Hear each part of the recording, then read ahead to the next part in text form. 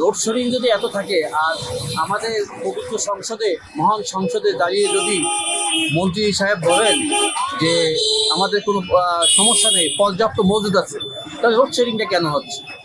চা দোকান থেকে বাণিজ্যিক বিভিন্ন প্রতিষ্ঠান, বিশেষ করে কম্পিউটারের দোকানে বিদ্যুতের আসা যাওয়া অনেকটাই বিপাকে ফেলছে সাধারণ মানুষকে। তবে এ নিয়ে খুব একটা চিন্তিত নন কেউই, নেই কোনো ক্ষোভ। স্বাভাবিকভাবেই নিয়েছেন বিদ্যুতের এই আসা যাওয়া।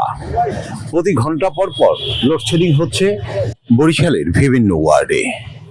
সাধারণ মানুষ বলছেন, ইরান ইসরায়েল যুদ্ধে বিশ্ব পরিস্থিতির যে অবস্থা, সে তুলনায় বাংলাদেশের অবস্থান অনেক ভালো। তবে বিদ্যুতের অপচয় এখানে খুবই বেশি বলে দাবি সাধারণ মানুষের। ফুটপাতের দোকান এবং বিভিন্ন ব্যবসা প্রতিষ্ঠান, রাস্তার পাশে গজিয়ে ওঠা ব্যবসা প্রতিষ্ঠানেও বিদ্যুতের সঞ্চালন দেওয়া হয়েছে, যা এই লোডশেডিং মুহূর্তে খুবই দৃষ্টিকটু। যদিও বিদ্যুৎ বিভাগ বলছে এসব দোকানের এই বৈদ্যুতিক লাইন বৈধ। তাদের এই বৈধতা কতটুকু সঠিক তা তারাই বলতে পারেন এই সংকট মুহূর্তে। আমার একটা কথা হলো, আজকে সার্বিক পরিস্থিতি, বিশ্বের সার্বিক পরিস্থিতি খুবই খারাপ। আজকে বিশেষ করে অনেক দেশে তৈল নাই, অনেক দেশে গ্যাস নেই, কিন্তু আমাদের দেশে এখনও সবাই পর্যাপ্ত আছে, কিন্তু আসলে সবাই পর্যাপ্ত পাচ্ছে না। কেন পাচ্ছে না সেটা আমরা জানি না। তারপরে এখন যে একটা জিনিস শুরু হয়েছে, লোডশেডিং। একবার যদি কারেন্ট যায় 2 ঘন্টার মতো লোডশেডিং থাকে।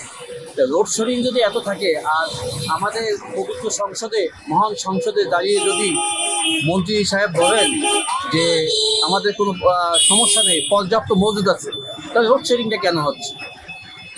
সবাই তৈল কেন পাচ্ছে না? আমি জানি কিছু লোক যা প্রয়োজন তার চেয়ে বেশি কিনে বাসায় রেখেছেন, তবে এটা খুঁজে বের করেন তারা বাসায় নিয়ে যাচ্ছে, তাদের মুখোশটা উন্মোচন করেন। এটা তো মাননীয় মন্ত্রীর দায়িত্ব। তা আমি আশা করব যে সবাই অন্তত এই মহান সংসদে বসে সংযতভাবে কথা বলুন, যেটা আসল সমস্যা, সে সমস্যাটা ফুটে উঠুন, সেটা সত্য সেটাই বলেন, যেন জনগণ জানতে পারে, সঠিক জিনিসটা জানতে পারে। এটা লোডশেডিংয়ের বিষয়ে বলতে গেলে সরকারকে এই মুহূর্তে বিশ্ব যেভাবে অস্থির হয়ে আছে তেলের জন্য, গ্যাসের জন্য, বিশ্ব বাজারই ঊর্ধ্বগতির বাজার, সেই মুহূর্তে সরকার তেলের দাম বৃদ্ধি না করে যে এই 1 ঘন্টার লোডশেডিংয়ের ব্যবস্থা করতেছে, এই জন্য আমি সরকারকে সাধুবাদী জানাবো। এই কারণে যে আমার ছেলে অস্ট্রেলিয়ায় থাকে, সেখানে একের পর এক পেট্রোল পাম্প বন্ধ হচ্ছে।